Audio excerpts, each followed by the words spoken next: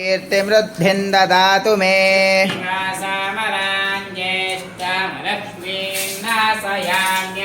भूतिमसमृद्धिं च सर्वान् निर्नुद मे गृहात्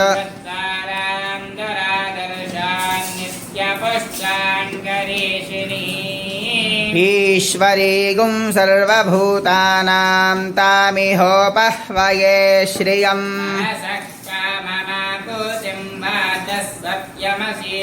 पशूनागुं रूपमन्नस्य वयि श्रीश्रयतां यशः